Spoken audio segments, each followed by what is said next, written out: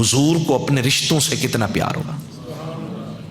हुजूर की 4 बेटियां हैं, हजरत सैयदा ज़ैनब, सैयदा रुकैया, सैयदा उम्मे कलसूम, सैयदा हजरत फातिमतु ज़हरा अल बतूल बिनते मोहम्मद सलामुल्लाहि अलैहा। हुजूर की कितनी बेटियां? 4 बेटियां।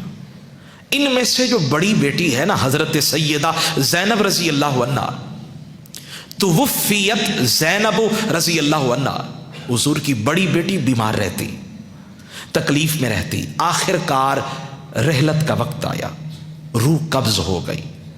महबूब अलैहिस्सलातु वस्सलाम की बेटी है। हजरत अनस फरमाते हैं जब कब्रिस्तान की तरफ लेकर जाने लगे ना, फ़खरजना मअहू, हुजूर भी निकले जनाजे में, मैं भी साथ साथ, हुजूर के सिहाबा भी साथ साथ। हुजूर की चश्मान करम से आंसू बह रहे हैं, हुजूर रोए जा रहे हैं। बड़े बड़े जनाजे देखे हजरत अनस फरमाते हैं, लेकिन कभी हुजूर को इतनी शिद्दत के साथ रोते हुए नहीं देखा। लेकिन अब की बार हुजूर हजरत ज़ैनब रजी अल्लाह अन्हा के जनाजे पे आंसू बहा रहे। जज़ा फजा नहीं है, कोई शिकवे के कलेमात नहीं, लेकिन ये शफकत का रोना है। और हुजूर हजरत अनस फरमाते हैं जब ये जनाजा कब्रिस्तान में पहुंचा ना, तो रहमत कायनात फ़ख्र मौजूदात सल्लल्लाहु अलैहि वसल्लम को मैंने देखा। फ़रअयनाहु शदीदल हुज़्न, हुजूर बेपनाह गम में, क्योंकि उनमें हजरत खदीजा की तस्वीर नजर आती थी। फ़रअयनाहु शदीदल हुज़्न, शदीद गम के अंदर है।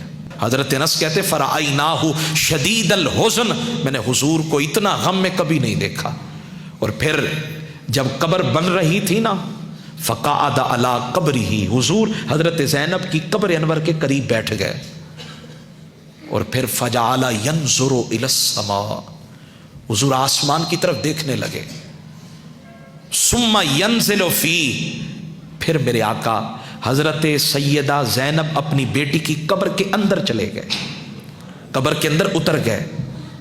हजरत अनस फरमाते मेरी नज़र हुजूर के चेहरे की कैफियत पर थी, हुजूर के चेहरे के जो आसार थे उनको पढ़ने में। हजरत अनस कहते मैंने देखा पहले हुजूर अलैहिस्सलातु वस्सलाम के चेहरे पे कब्ज के गम के आसार आए, फिर हुजूर का चेहरा खिल उठा। मेरे आका कब्र से बाहर आए, फरमाते मैं अपने जज्बात पे काबू ना रख सका। जैसे ही हुजूर बैठे ना, फसअलनाहु, हमने पूछ लिया हुजूर ये बताएं, हमने आपको देखा, पहले आसमान की तरफ देखा, फिर अपनी बेटी की कब्र में उतरे, और फिर आपके चेहरे पे गम के आसार आए, फिर आप मुस्कुराने लगे, वजह क्या है? हुजूर फरमाते हैं कुन्तु अस्कुरु दैकतल कब्री व दुअफ़ा ज़ैनब, मुझे अपनी बेटी सैयदा ज़ैनब की कब्र याद आई कि कब्र जब कोई बंदा जाता है तो कब्र दबाती है, कब्र दबाती है। मुझे याद आया कि मेरी बेटी कब्र में जा रही है, तो जब ये कब्र में जाएगी कहीं कब्र इसको दबाए ना।